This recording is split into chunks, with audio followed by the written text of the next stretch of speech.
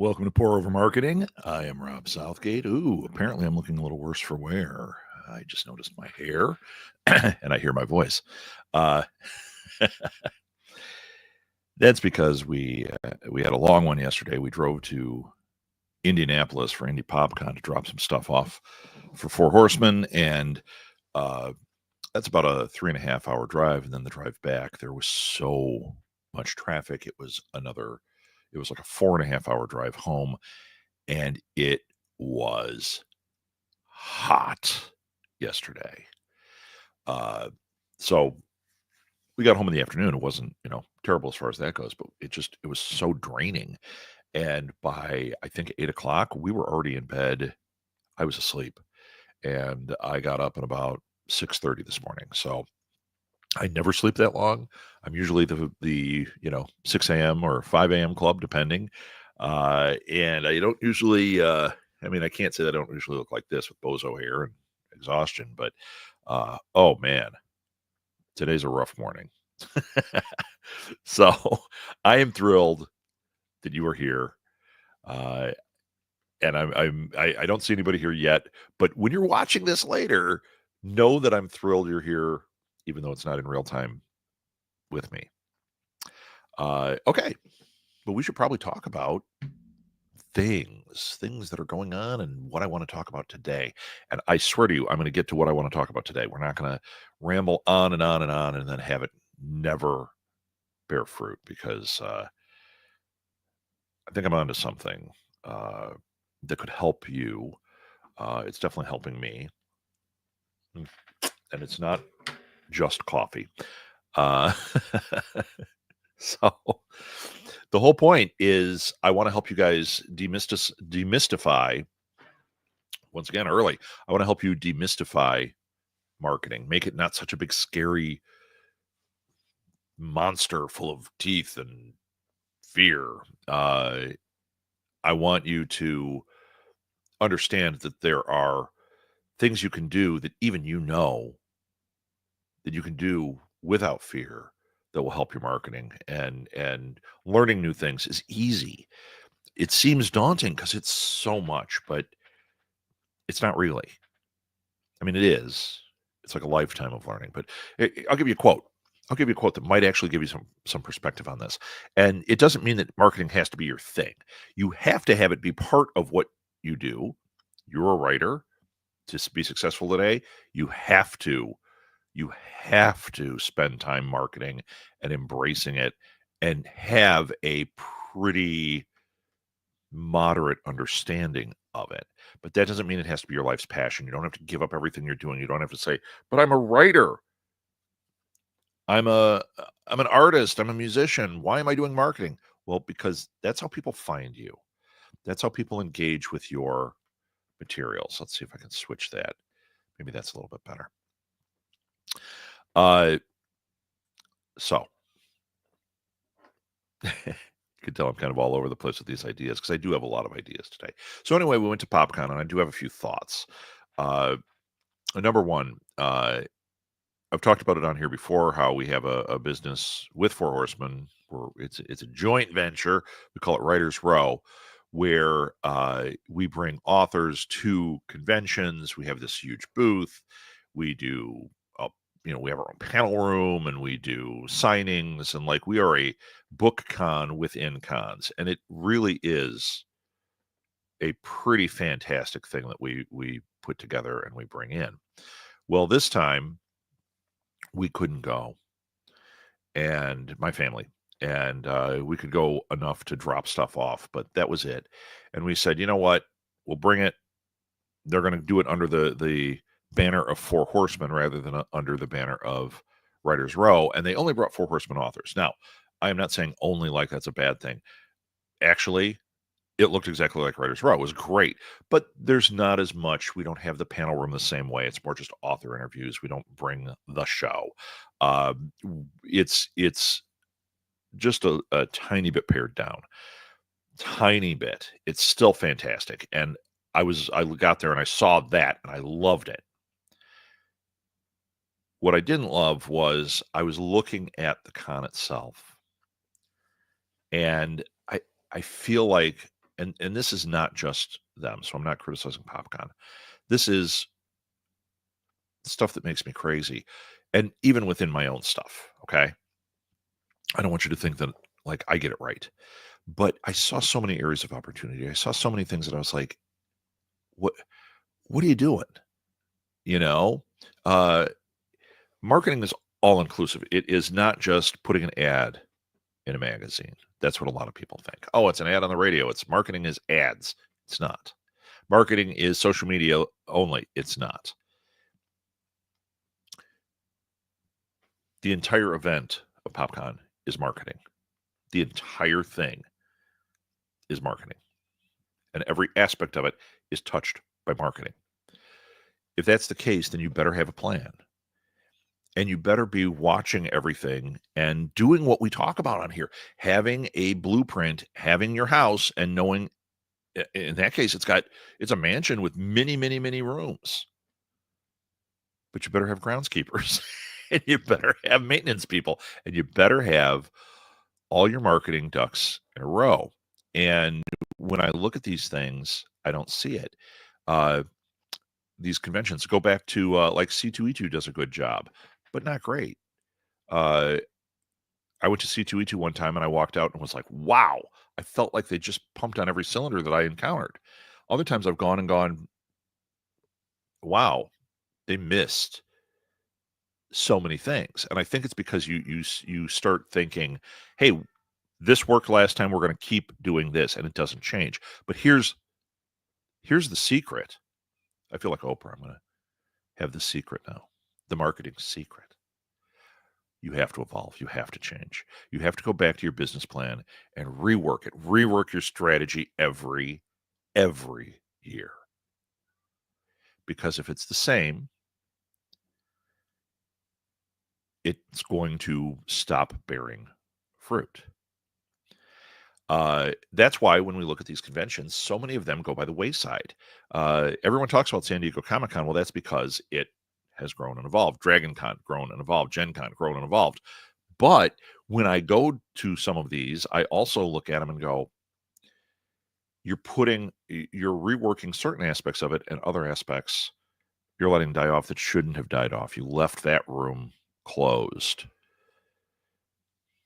And that, to me, is an issue. It's missed opportunities.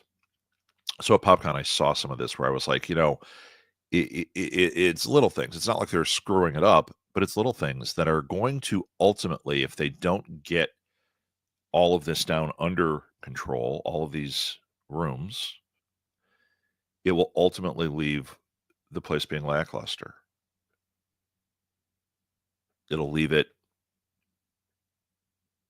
so it doesn't have the value that it actually should.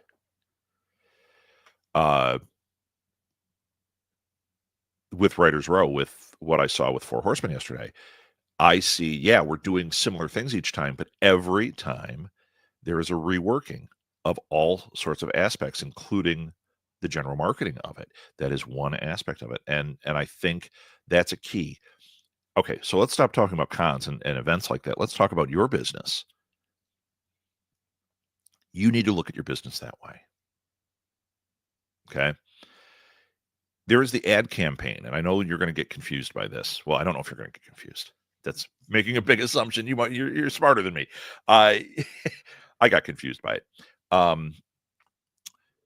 The ad campaign is the message that you're sending during a specific campaign. So when we get into Internet Marketing Palooza in July, we're talking campaigns some there. And a campaign is, Walmart's doing one right now. They've got Walton Goggins. I forget what song it is. They're singing some 70s song, and he does his thing, and then it's like, hey, you could be whatever. Okay. They're using that for integrated marketing. You're seeing it in their print ads. You're seeing it on their online stuff. You're seeing it on TV. I've heard on a podcast, I heard their ad, and it was him like, oh, it's the summer of whatever. And I'm like, okay, this is integrated marketing. The whole thing, one message pretty much being delivered, one message, one campaign, but then here's what's happening within it. Okay. Uh, that is an ad campaign. Okay, so that's different. If I was, let's give it a name. Let's call it Tape Con. If I'm Tape Con, okay, or I'm Tape Newsletter, or I'm Tape the Movie, what I do is I think about all the different aspects of marketing, all the different pieces of the puzzle, from the live event, the show floor, the how we want to deliver our message. You get a marketing strategy under that, which is, we talked about this last time, which is what channels you're going to, when, and what you're saying. Okay. And even within that, there's usually a strategy for each one. Facebook, what I'm saying for this, there's a Facebook's part of my strategy. Here's how often I'm going to post. Here's what I'm going to post. And then I go, okay, now I know what I'm going to post, what I'm essentially going to say. But then you get a strategy for today it's informative, tomorrow it's entertainment, the next day it's a poll, and you stick to that. Okay. So you're building strategy upon strategy. You're making this brew. So I've got TapeCon, and I'm looking at all those aspects. Okay. All the aspects. I can't just say it's TapeCon. Okay. So I look at all these different aspects. Boy, that's going to be the picture on the cover of this episode, right? Frightening. So, oh boy, especially with this hair today.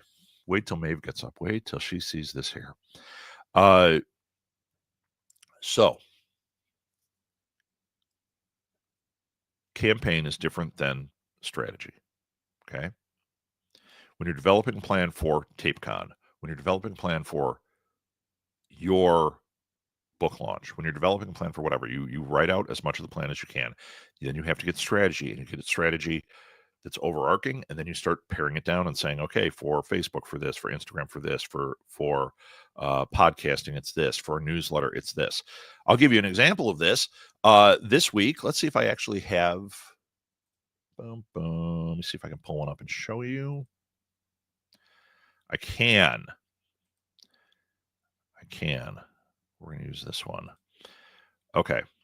So this is real basic. Real basic. There we go. So what I was doing here is, actually, before I show you, I'll explain. There we go.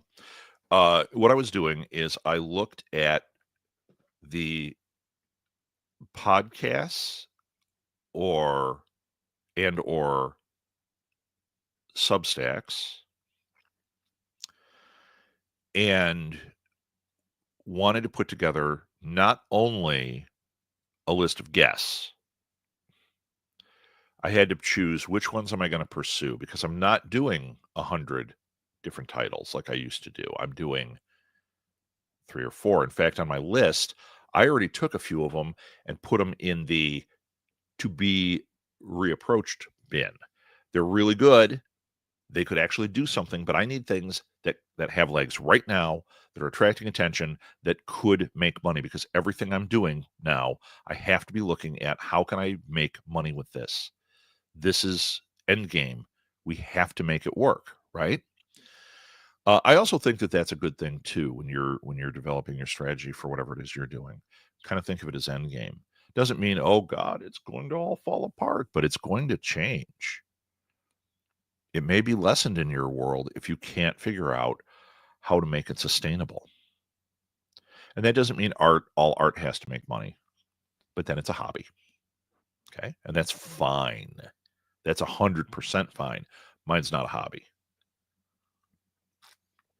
Mine is serious. I'm trying to get as many people watching and interacting and delivering messages that are enriching their lives as possible. I can't keep doing that if I don't have money coming in from each project I'm doing. What that means is, eventually, if this has legs and we're making enough money that, okay, everything's sustainable and working, then I could do the hobby ones. So I took my list, put the hobby ones to the side, took the ones that were important. And I went back to the drawing board, Now I can share. No, I'll do this one. And I said, okay.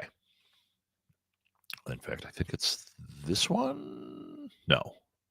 It won't let me hide this thing. There we go. Okay. So this is one of the things. I figured out what the shows were. New Media Lab, Inkblats, Alley Chats, and Go Fund This. Those are of my shows. And then Read Between the Lines is your, in fact, I'll add that right now. And I'm going to put 2 in the middle. Read Between the Lines. These are the important ones. The only reason I put Read Between the Lines separate in kind of its own category, that will be a current podcast. It's going to continue with us, but it's Molly's show. So she's been doing interviews. She's sending me the interviews. I'm editing them. We're going to have them rolling. Okay. So for her, she doesn't get this. She has her own spreadsheet of who she's interviewed, when it's going up, and all that. And she has her own ideas on what the themes are. So if somebody calls and I have a book on how to plunge your toilet, that's not going to fit in Read Between the Lines. Okay. She knows what types of books, what types of authors she's looking for. That's her strategy. That's part of her business plan for that. Okay. So I went back and I took these 4 shows and I said, okay, New Media Lab, we have Pour Over Marketing, but Pour Over Marketing is not the New Media Lab show. New Media Lab needs to have an identity that is separate from this. This is a show under that umbrella or part of that world. So I will be posting these like I've been doing to the New Media Lab feeds, both YouTube and across the podcast platforms. But and then I also have a strategy for how I post it on Substack, which I'm very happy with. If you're not subscribing to the Substack, you're doing a disservice. You want to subscribe to that Substack. Trust me. It's not only is it cool for this show, but it's also, I've got 3 Substacks now. And in this operation I've been doing, I have been building out the whole strategy. So here we go. This one, I'm just saying, who are my guests? Okay. So I started with a master list of guests that I wanted. Then I said, okay, I've got this. These are the 4 podcasts. I broke down the weeks and I put which person is on each week. None of these are set in stone. So if you're reading them going, oh, great, Tressa's going to be on July the 3rd week. Not necessarily true. I've got a couple of really, well, for Alley Chats, those are probably true. Pretty close anyway. For New Media Lab, I don't have them on here. I don't have the Inkblots ones, and I don't have the Fund This ones on here because they're all in flux, but they've been getting spoken to. I also made a list of categories. No, I've never done this. This is for Alley Chats. I said, okay, what are the categories? Artist, writer, band, gaming, film, artisan, zinester, podcaster, performer, and I'm sure other things will come up as well. But the whole idea on that show is people that you'd meet in an artist alley. I want to hear about them. I want to hear about their cool stuff. Okay. So I made a list. I put a list out there. Bam. I'm doing 1 a week. So I said, how many do I need? I want to get these lined up. I'm actually now, because I'm getting so many responses, I want to get it lined up so that it's to the end of the year. So you figure out how many weeks it is. And I start plugging people in. That way, when you come back in July, you don't have all comic book artists. You have an artist, you have a writer, you might have this one, Ansel, did an interview with me about gaming. You might have a filmmaker. I've got a zinester. Like it's going to be somebody different from Artist Alley. So it's almost as if you're walking through Artist Alley and you're getting this cool experience, right? Once we've established that, if you go by my strategy, once we've established that, then we can go back and we can say, okay, it's year 2. We've been doing this for a while. People are interested in all these different subjects. And we go, February is writer month. You're going to fall in love with the writers that we're featuring. And you only do writers that month. And then you go back to your regular schedule. Or April is filmmaker month. Whatever it is, you can now play with the marketing part of it because that is all marketing. Okay. So I did that. And then I also have this. These are people, this is for New Media Lab. These are people that I'm going to have on. I don't have the dates yet, but these are locked in. And look, New Media Lab gets interesting. 10 Commandments of Branding. He wrote this book that's coming out soon. Nick Smith with marketing on micro budget films. Remember, whatever we talk about, I like you to take that and try to apply it to you. So if you're like, but I have a fence business, why is marketing for micro budget films speaking to me? Well, it is. And if you don't realize that, you're not listening. Because every one of these things, even though I tend to stick to the creative, they apply. There are nuggets, there are things to find in all of these, and it might just be that thing. What a micro budget film marketer is doing there might be something in there that makes you, if you apply it, different than all your competitors, and it's the tipping point that puts you in the lead. That's why I have all these different voices and ideas. I've got Tiffany who runs Books of Horror. It's this fabulously successful Facebook group. I'm going to have her come on and talk about just the business of that. How do you manage one of these? How do you do this? How did it get so big? And then I've got Russell Nohelty. He's promised to come on. He is an old friend of the show. He was originally interviewed by Molly. He's done absolutely great stuff from a marketing and business side of things. I just was reading Substack. Let's see if I can make it show here. Here, I found this great article. Steal Their Secrets, 22 newsletters that help you succeed in Substack. I go down. Number one person, our friend Russell. I'm like, wait a minute. How have I not had Russell on? So I'm not doing this to promote all the different things that are coming. What I'm doing is, and I only showed you a sliver, but what I'm doing is not only am I planning out my year, but I'm trying to do it with precision. I'm trying to say, okay, New Media Lab is one room. It's a big room, or maybe I've got a lot. It's like Graceland, where he had the Graceland mansion, but then he had all these little trailers around it for his family. We've got tiny homes. We've got all these little tiny homes, but each one of those is a tiny home that's like the TARDIS. You get inside and it gets bigger, right? Each of these things I've been trying to say, not only who are the guests, what are the major concepts? How do I want to market it? Where do I want it to go? What is my message like? A great example, New Media Lab. A lot of these are weekly podcasts. I suggest doing a weekly podcast. New Media Lab is not. New Media Lab for these guests will be twice a month. Okay. Especially in the beginning. Ink Plots will be not every week. It might be 3 guests a week, and then other months, not so much. I've got so many authors that want to be on it, but in July, I've got to post like, I forget how many, 25 authors, because there's an event coming and I wanted to promote those authors. So there's going to be just a churning of interviews. Boom, boom, boom, which is fine, because each one of those interviews is targeted to their audience.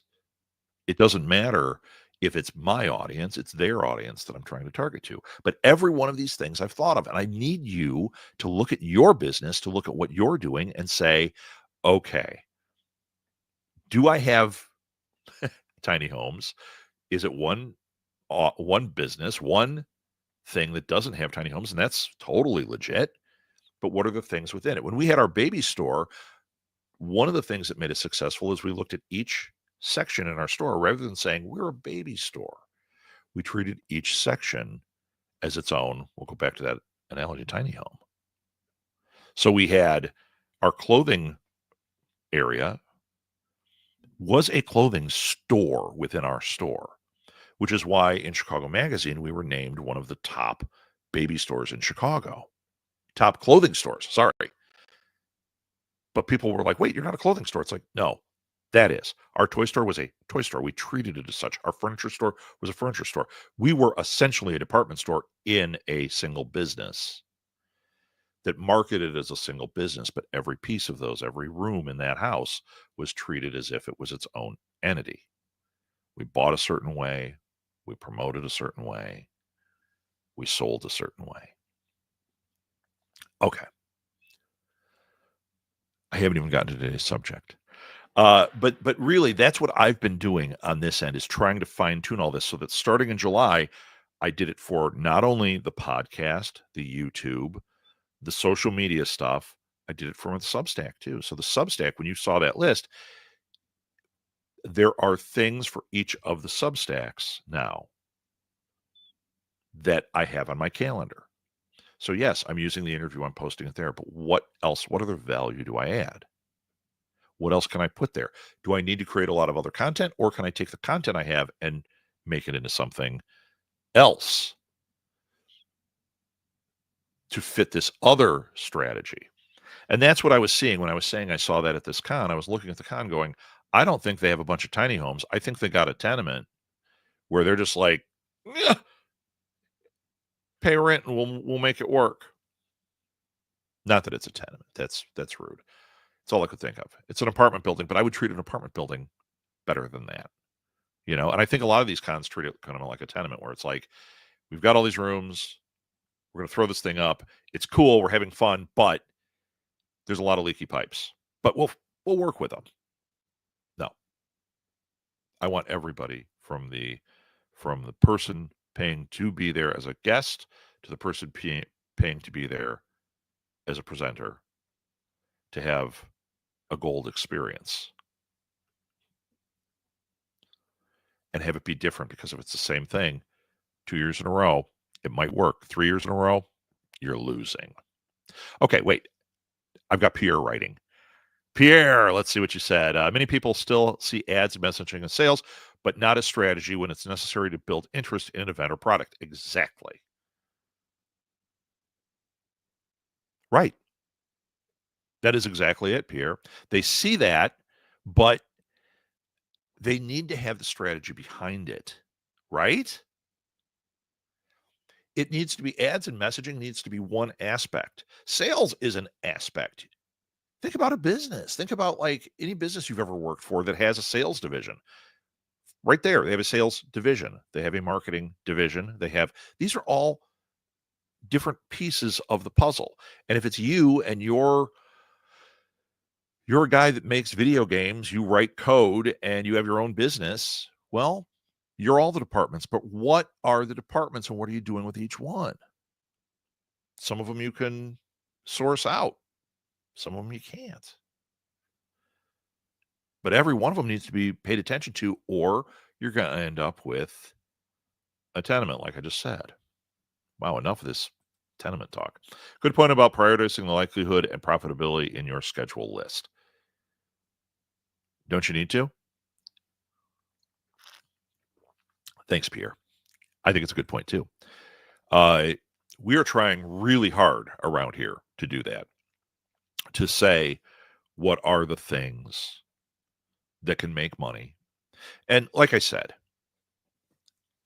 I mean, you guys probably know me enough at this point. I'm obviously not all about the money, but there does have to be a living wage.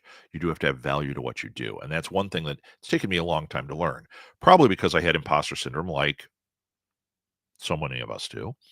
I had low value, low self-esteem around stuff. A lot of us do. And now I say, okay, I probably still do in a lot of ways, but getting over it is vital to my business succeeding. Knowing that I have value. If another person can charge $200 to be coached by somebody, to sell coaching to somebody, and they're no different than me, why do I have to give it away? Is it just experience? Well, I see a lot of people with no experience making money. I see people in podcasting making money. I know what they're doing, but I've discovered I have to do it differently. And now that hard work behind the scenes, we are seeing the numbers change. We made money for the first time ever off of a couple of links. And we're like, what? Wait, we did this the same way for so long. All I did was change it a little bit and try something different. And all of a sudden, traffic went up, money came in, and we went, wait a minute. I wasn't paying attention.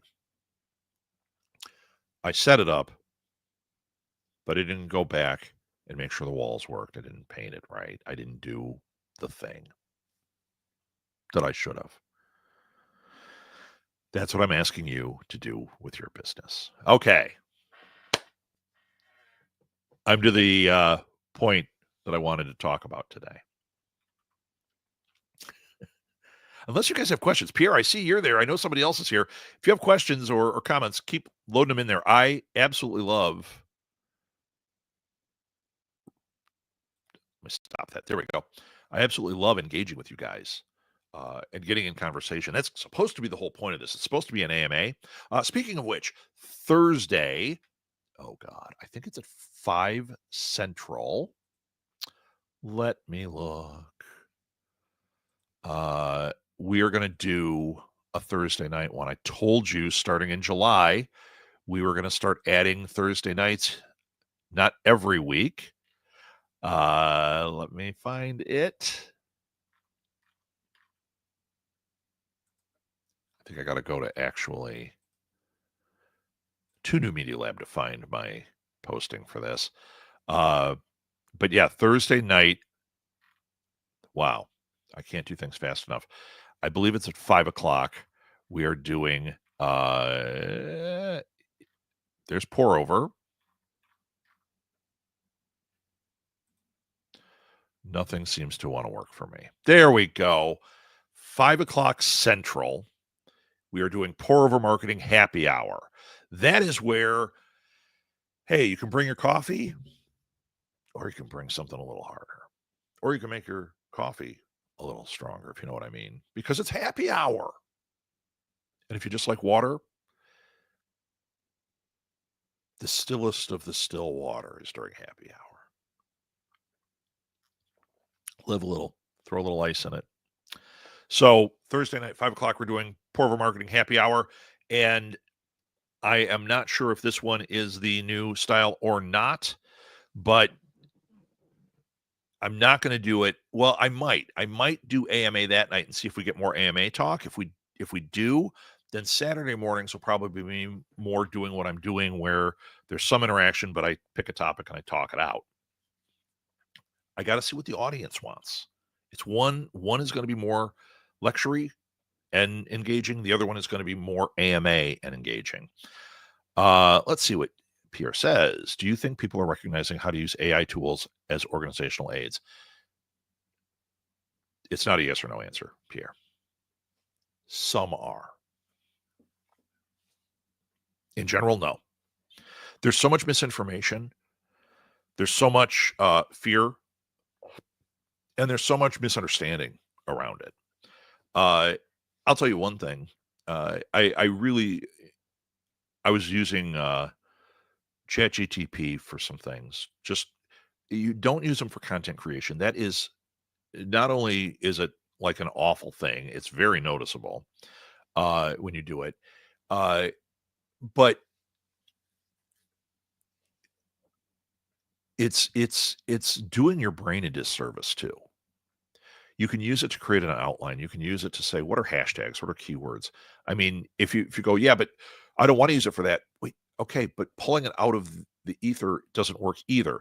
And a lot of these things like SEMrush or Google, they're doing the same thing. They're just not calling it AI, but that's what it is. It's taking it, it's making a new basket, it's using it as a tool. And using it as a tool, I think, is wonderful. What I'm seeing a lot of backlash on, and I am actually agreeing with, is the physical damage to our planet from this stuff. My point is, like, I'll say, if you're using ChatGTP and you're using it just to create text and look up keywords, you're not overusing it the way if you're creating videos. You're altering pictures. You're creating all these pictures. 'Cause I see people that, like, all day, they're just putting new video content and all that up. That's all AI generated. That uses a lot of resources and a lot of memory and all that.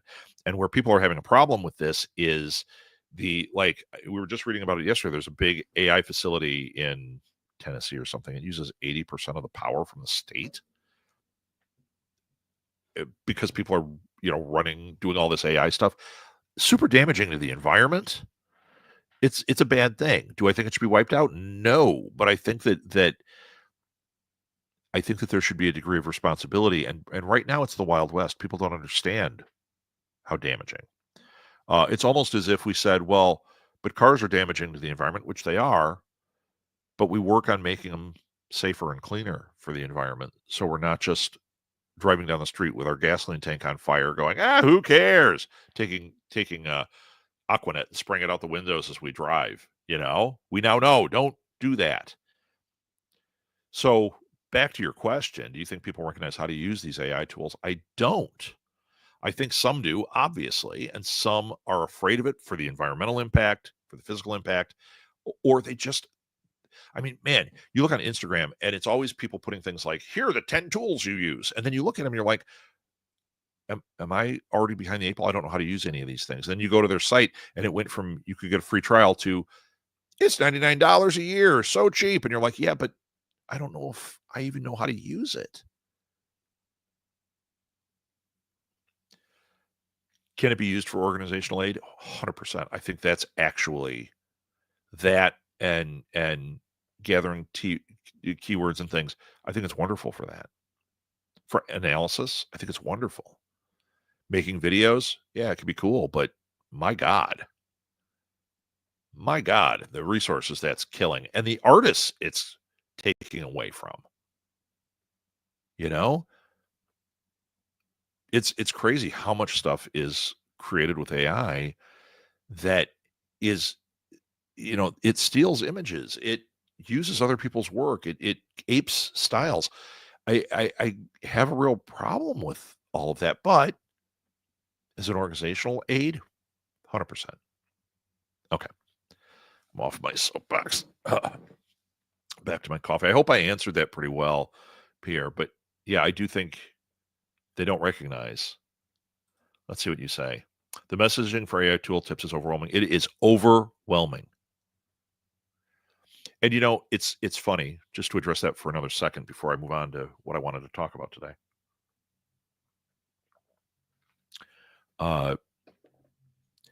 So I use it occasionally. And here's what I've been doing. I wanted to fine-tune my show notes. And I see a lot of people using these things, and I'm like, these are AI generated, I can tell. But I can't seem to get mine. I can't seem to organize the thought on it the way I need to get, because it's different for each show, right? So I went in and I used it for that. I went to ChatGPT and I said, okay, take the role of a podcast producer. Give it a role. That's key. Take the role of a podcast producer. Create show notes, including hashtags and keywords for an episode of blank with blank as a guest. I put a little description in there of the guest. And one thing I found out was I did that and it came back and it was really good. There were flaws in it. I had to fix it, but I copied and pasted and fixed the flaws, made some adjustments. Then I typed in, do the same thing, but make them YouTube show notes. And they did alter them. And it was real interesting what they altered. They matched what I was seeing on YouTube. And I was like, okay, so now I'm done. I've done 2 bits. They didn't have video or anything. They didn't have graphics. They were just organizing the thought. I took those, changed them, readjusted things, fixed the information in them, saved them in my drive. And now all the shows in Inkplots, I take that exact same thing as a template. I plug stuff in. Now, is it faster if I just told AI to do it every time? Well, sure. But I don't want to be damaging to the environment. I don't want to use it and then miss out on using my brain to do some of these things. Yes, some of it is just copy and pasting. I need to, if it's like, hey, create a framework and then I can throw Twitter, throw YouTube, throw whatever into it, great. But if it's writing text, I mean, yeah, you can do it to get a framework, but I don't want to use it to write my thoughts. These are my thoughts.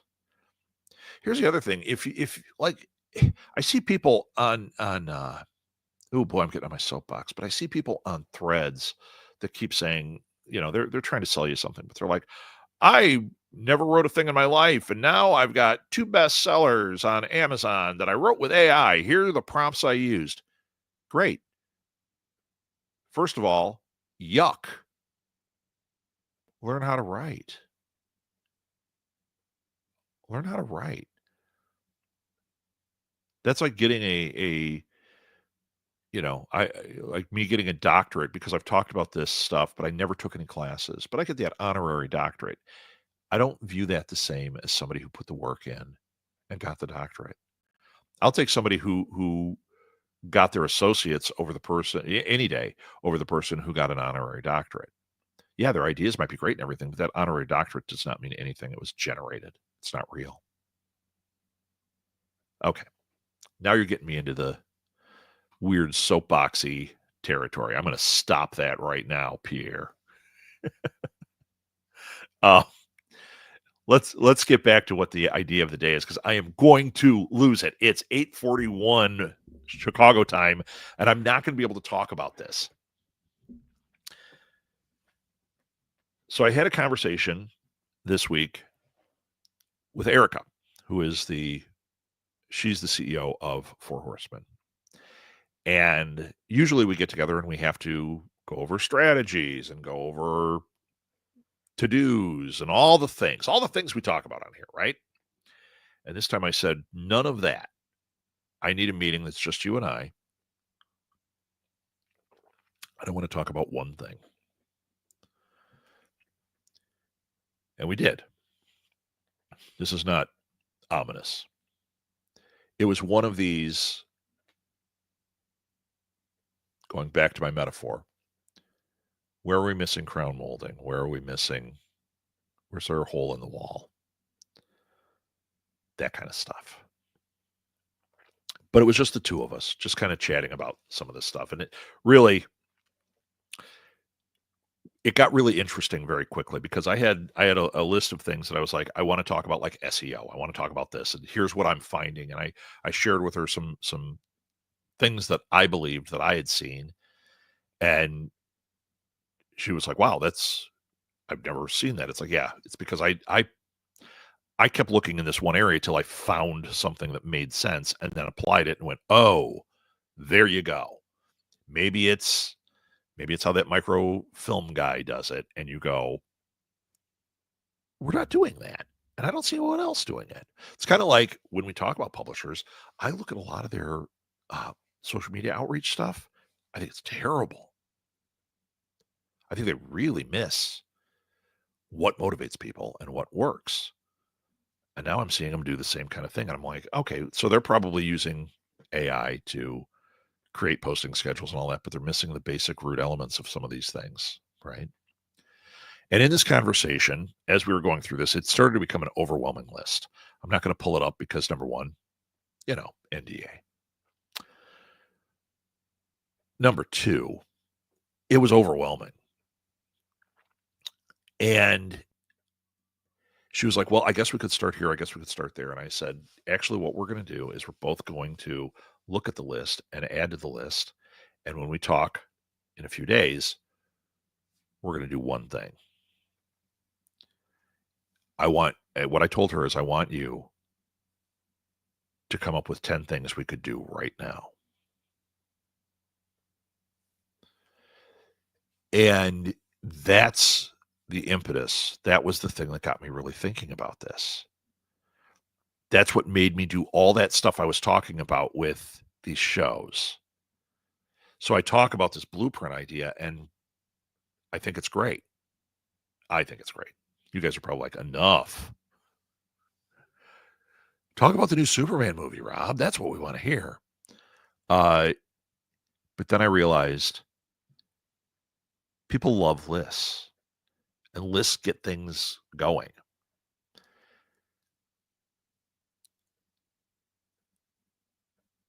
Ten might be too much for the average person. It gets a little overwhelming. So here's what I'm going to challenge you with, which I've challenged myself with. What are 5 things you can do this week that would change your business, or help your business, or improve your business, or clean your business? You got to pick which one. What are you trying to do? What's your goal? Get more customers? Okay. Give me 5 things that you could do to bring in more customers.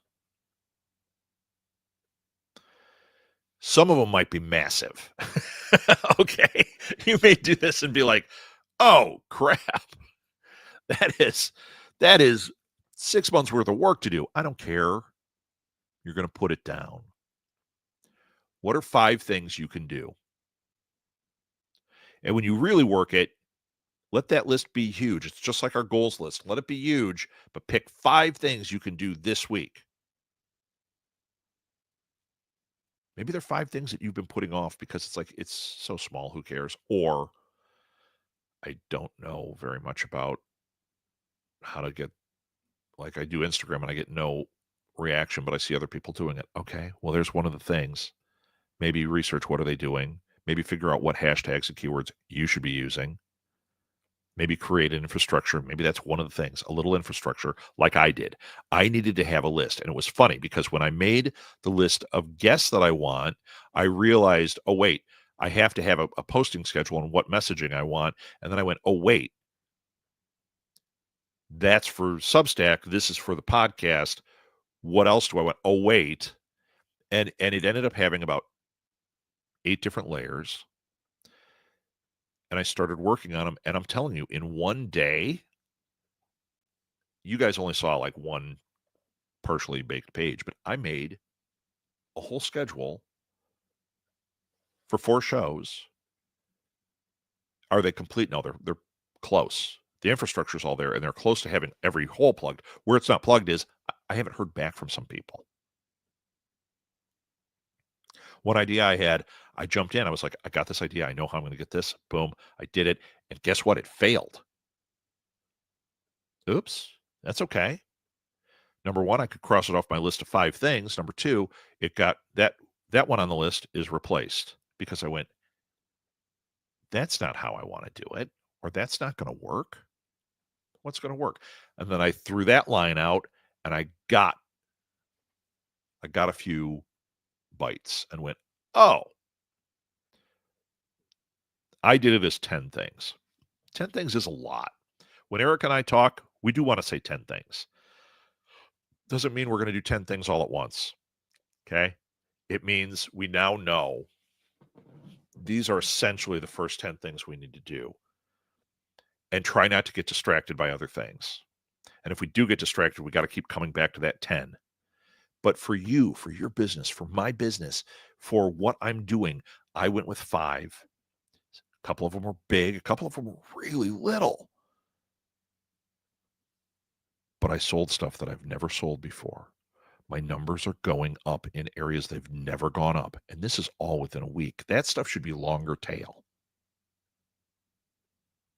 You read about people that are like, I have a Substack and I had 10 subscribers and a month later I had 2,000 and I'm making 40 grand a year. And you go, yeah, okay. Well, there are people that happens to, but you know what? Why? If they're telling the truth, let's go with the assumption they are. What are 5 things that they did that you could do? That's my message to you guys is I want you to sit down, whether you do it on your computer, you do it with a piece of paper, put at the top 5 things, figure out a goal, and start writing down 5 things that you could do right now, this week. And here's the thing. You're going to start writing them and you're going to get all excited. And there's going to be some that you can't do this week and some that are bigger. That's okay. Because it's paper or it's a computer. You can add a line. You can scratch out and say, this is number 7, and have your numbers be 1, 2, 7, 14, 3, and go, okay, now I see kind of an order of operations in here. What's my PEMDAS? What is my order of operations? Pierre, I bet you liked that one. PEMDAS.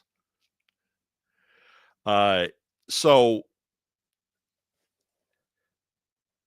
yeah, what are the 5 things? With Erica, I'm doing the 10 things. And like this SEO thing that I want to accomplish with her, that's a big thing, and that's going to involve other people. But it's going on. That is one of the 10 things that could move this business. It might have multiple things underneath it. But what are 10 things? Maybe there's 10 big ideas, and what are 5 things you could do? 10 to-dos right now. I've talked about the goals thing with you guys, about how you make the big goals list, and then you have you separate the wheat from the chaff, and you have the chaff, which is not chaff, it's the to-dos, but it's not the exciting, shiny, ooh, goals.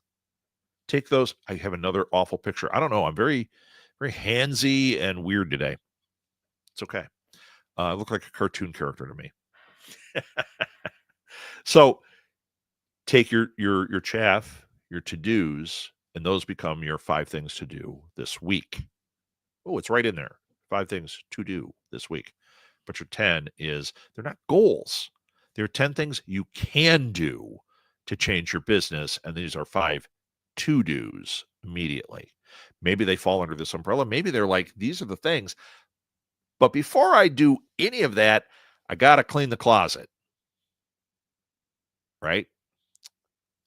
Pierre, you're very, very involved today. The SEO will evolve as a context. AI is influencing search now, but context has been part of the discussion for a while. Yeah, context. Now you're getting into something that is more high level. If you're doing SEO work, first of all, if you don't know what that is or you don't know how to do it for yourself, this is a bigger in the 10. This is where you take classes, you watch videos, you learn all you can. I mean, I teach some of this, and it is evolving so fast. Like it makes me crazy because some of the stuff I have to talk about and teach, I'm like, this is already outdated. Now, granted, I'm the teacher that says I'm not teaching you on the stuff that's outdated. It says it in the textbook. We're going to ditch that. If there are any of these questions in the quiz, well, you get the points for the quiz because we're going to teach you what's actually going on. Look at this. The to-dos and can-dos will always trigger context to identify priorities. Exactly. That is exactly what I said. Doesn't make a great T-shirt, but I think Pierre and I might be the only two that would wear that T-shirt, but it is right. You make that list. You try to get your 10 can-dos, your 5 to-dos. It's going to give you context. You're going to figure out what I should be doing now. It seems like a basic thing. It seems like something that, like, well, didn't we learn that in school? No, we didn't. You know, I think that actually goes back to critical thinking, which I remember in high school we had to take a critical thinking class. It wasn't very good, but it gave me the idea of what critical thinking was. And I pursued that idea, how to think critically from that point on. You know, they were using it in the context of how to pass the SAT using critical thinking. Sure. But the idea of critical thinking is so imperative. Let's face it, not to be political, but we're in a country right now that has seemed to have forgotten what critical thinking is. And if we had a little bit more of that, things could be very different. And I am not meaning politically. I'm meaning politically. No. But critical thinking is essential. And take it with your business. Critical thinking. The easiest way to start is this. Think like an economist. If I do this, does it affect this? How does it affect this? Make your to-dos. Make your big list. Here are 10 things we can do today. And then you realize I can't do them today. I can't rework all the SEO today. It cannot happen. But as I'm reworking the SEO, what are the things that I could do? Well, maybe I've got a website and I've never tagged the images. Okay. Then I go back in my to-dos and I go, oh, wait, I never even did my keyword research. Now I got my keywords. I know what should be in there. And I write captions for each of the pictures in the alt text that have the keywords in them. Is it going to make a difference overnight? No. Is it going to make a difference 6 months from now? Very likely. You get those keywords right, you got your alt text, you've done your tagging, and you're going to start seeing changes. I started adding backlinks from my Substack to certain things. And you know what? The authority score went up. And if you're an SEO nerd, you know authority score is super important. Once again, to quote the inimitable Pierre Dubois, the to-dos and can-dos will always trigger context to identify your priorities. Yeah, there's 2 guys with that t-shirt. I'm now convinced. Pierre, thank you for that. That was brilliant. Okay. So we're at the end. Thursday, 5 o'clock Central, we are doing pour over happy hour. Whatever you want to drink, bring it. If you're drinking something harder at 8 in the morning, maybe don't do that. But for pour over, whatever.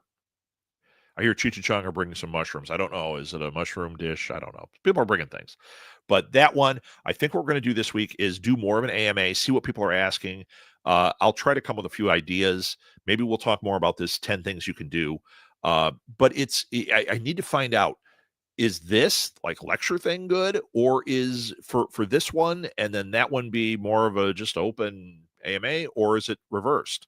Because if I'm just sitting here babbling like this, I'm going to get real bored of me real quick. If I can get some interaction going, awesome.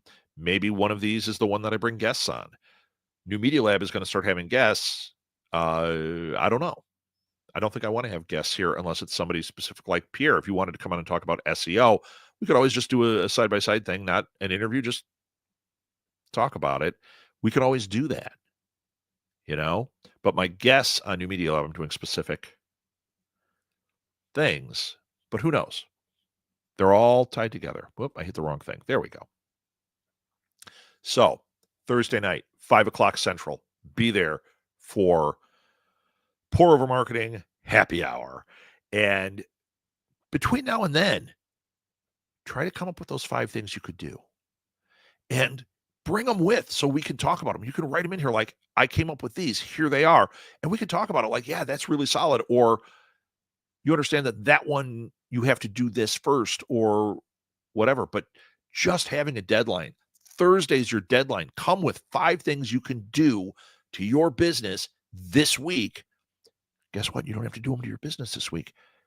You're bringing them Thursday to tell us about it. Then you got a week to do them. Okay? All right, you guys. Thank you for watching Pour Over Marketing. You can find Pour Over Marketing also on the New Media Lab YouTube channel. I've started posting them there. The entire catalog is there. I just haven't made them all live, so I'm slowly making those live. Sometime in the next few weeks, we're going to start making some shorts that are going to go along with that. That's part of this whole strategy we came up with.